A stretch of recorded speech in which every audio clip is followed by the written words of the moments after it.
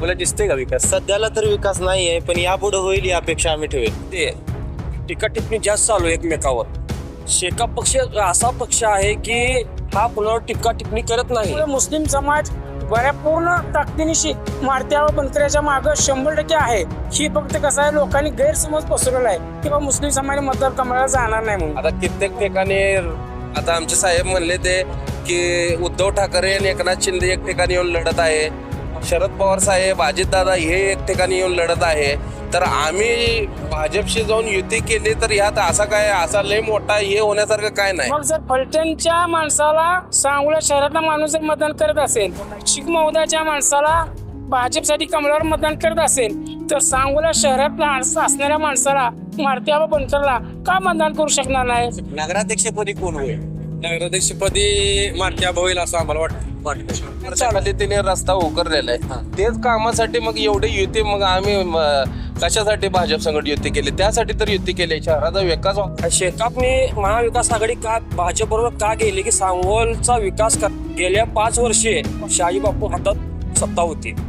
निधी तर येत होता पण विकास सांगोल्यामध्ये काही सुद्धा झालेला नाही. बापूने आणल्यावर निधी या नावाखाली त्यांची टक्केवारीचा जास्त मुद्दा गाजलेला आहे. सध्या नगरपालिकेची निवडणूक जशी जवळ येत आहे तशी अधिक रंगतदार येत आहेत. त्याच अनुषंगाने मी आता सांगोला येथील नगरपालिकेच्या निवडणुकीच्या अनुषंगाने मी आता उभा आहे. मात्र सांगोल्याच्या नागरिकांना याबाबत काय वाटत आहे त्यांच्याकडून जाणून घेऊयात. आता माझ्यासोबत सांगोलाचेच मतदार आहेत. नाव काय आपलं? आदम मुलानी. काय वाटतं एकंदरीत परिस्थिती पाहता आता सांगोला नगरपालिकेची निवडणूक लागली आहे, काय वाटतं एकंदरीत कसं आहे, याच्यामध्ये जी मारत्या व बनकर आहेत त्यांचा विजय हा निश्चित आहे. कारण कसं आहे, वर केंद्रात ही सत्ता कमळाची आहे, महाराष्ट्र राज्यात सत्ता ही कमळाची आहे. त्यामुळे जर आपल्या शहरात कमळाची सत्ता आली तर सांगोला शहराचा विकास होईल, भरपूर निधी येईल. गेल्या पंचवार्षिकमध्ये सांगोल्याला कसलाही विकास पाहिलेला नाही. सत्ताधारी नगरसेवक होते, सत्ताधारी आमदार होते, त्यांनी नुसता नावाला निधी आणलाय, पण विकास म्हणून सांगोला शहरामध्ये कुठेही काही झालेलं नाही. आता रस्ता पाहायला गेलाय तर रस्त्याची परिस्थिती अतिशय बिकट आहे. महिलांसाठी मुतार देखील नाही असं काय अनेक वारंवार मतदार बोलत आहेत. काय सांगाल याबद्दल?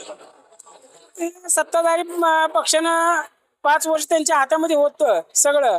खालची नगरपालिका सत्ता त्यांच्या हातात होती आणि वर आलेले जे आमदार होते त्यांनी 2.5 वर्ष तिकडे आणि पहिलं 2.5 वर्ष दोन्ही 5 वर्ष सत्ता त्यांच्या हातात होती.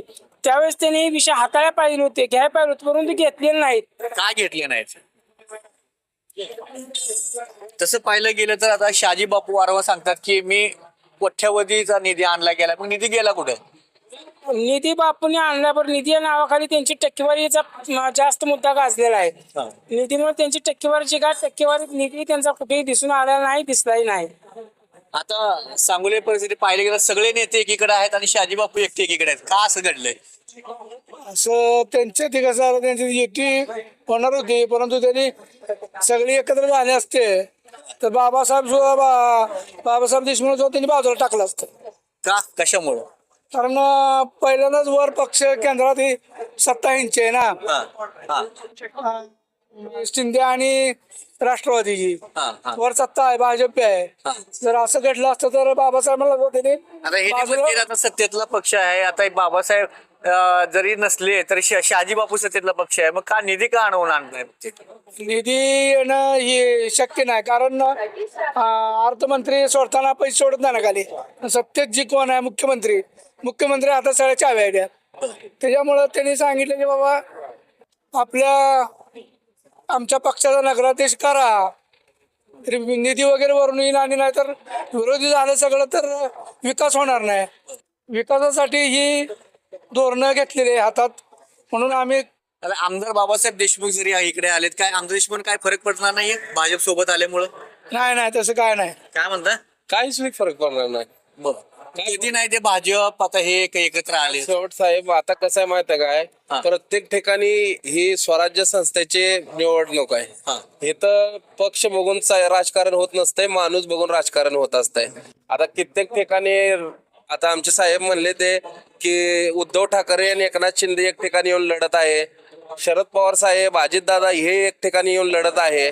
तर आम्ही भाजपशी जाऊन युती केली तर ह्यात असा लय मोठा हे होण्यासारखं काय नाही.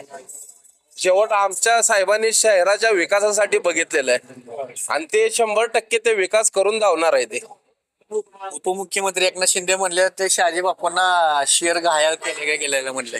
शहर शेरला घायल केलं म्हणतात. ते आम्ही तेवढ्या वरच्या टीका आम्ही नाही करू शकत साहेब.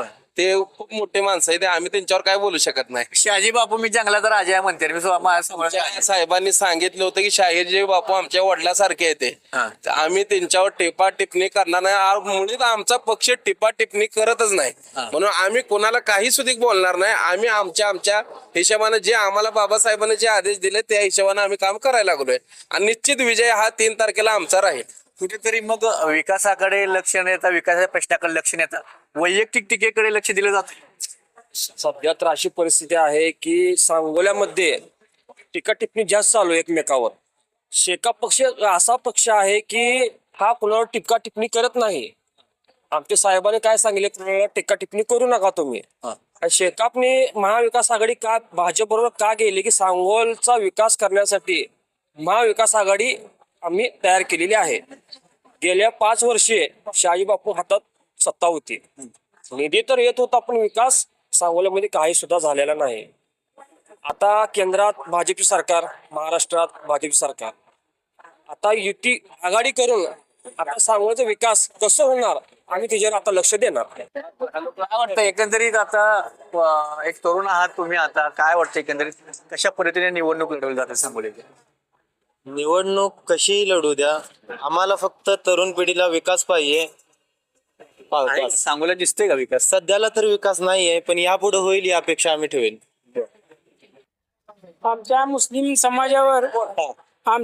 समाजावर काही लोकांनी गैरसमज पसरवला आहे की बाबा भाजपचा विरोध आहे, कमळाला मत पडत नाही, ही गैरसमज आहे. याच्यासाठी मी थोडंच बोलेन की 2014 साली शहाजी बापू पहिल्यांदा धनुष्यबाण चिन्हावर उभा राहिले होते. त्यावेळेस सगळेच असं म्हणले होते की धनुष्यबाणला मुस्लिमांना मत पडणार नाही. त्यावेळेस शहाजी बाबूला मत मिळाली का नाही मिळाली. पुन्हा 2019 सालीला शहाजीबाबू पुन्हा धनुष्यबाणावर होते, मुस्लिमांनाही मतं मिळाली म्हणून शहाजीबाबू निवडून आले. पुन्हा शहाजीबापूने कालच्या लोकसभा इलेक्शन वेळेस त्यांच्या माणसाला सांगोला शहरातला माणूस जर मतदान करत असेल, शीख महोदयाच्या माणसाला भाजपसाठी कमळावर मतदान करत असेल तर सांगोला शहरातला असणाऱ्या माणसाला मारत्या बनकरला का मतदान करू शकणार नाही. तर ही फक्त मुस्लिम समाज आणि दलित समाजाबद्दल गैरसमज पसरवण्यात आलेला आहे की मतदान भाजपला होणार नाही. ही पूर्ण चुकीचं आहे, गैरसमज आहे. संविधानाने दिलेला प्रत्येकाला अधिकार दिला, ज्याला त्याला मतदान ज्याला त्याला करायचं. त्यामुळे ज्याला पसंत पडतो त्याला मतदान करणार आहे. मारुती आबा सांगोला शहरातले आहेत, इथले आहेत, ते निष्कलंक नेतृत्व आहे त्यांचं. आणि पहिल्यांदा त्यांनी 2 वेळा नगराध्यक्षपद भूषवले आहे. सांगोला विकास कसा करायचा कसा नाही ही त्यांना बऱ्यापैकी कल्पना आहे. त्यामुळे मुस्लिम समाज बऱ्या पूर्ण ताकदीनिशी मारुती आबा बनकराच्या मागं 100% आहे. ही फक्त कसं आहे, लोकांनी गैरसमज पसरवला आहे किंवा मुस्लिम समाज मतदार कमळाला जाणार नाही म्हणून.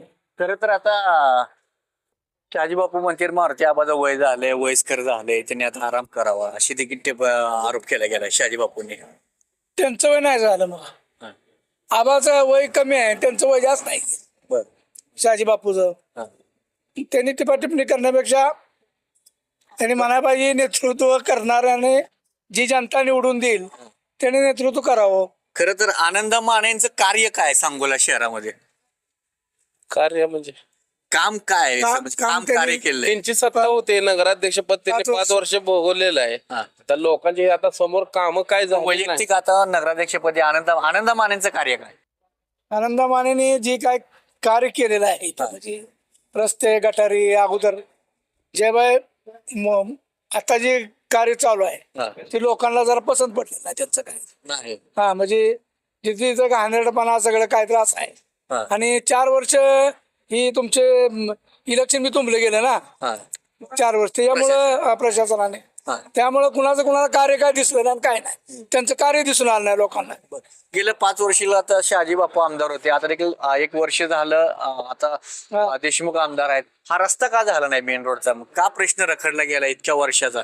म्हणजे नगरपालिका लोक सांगतात की तब्बल 8-9 वर्षापासून रस्ता झाला नाही. हा नाही ना, झाला होता ना रस्ता, आता उघडलाय ते उघडला त्यांनी. हे गटरी बिटरी काढण्यासाठी एक मागच्या वर्षा दीडशे Plan वर्षाखाली तिने रस्ता उकरलेला आहे. तेच कामासाठी मग एवढी युती, मग आम्ही कशासाठी भाजप संघट युती केली? त्यासाठी तर युती केली, शहराचा विकास व्हावा म्हणून तर युती केली ना आम्हाला भाजप संघट.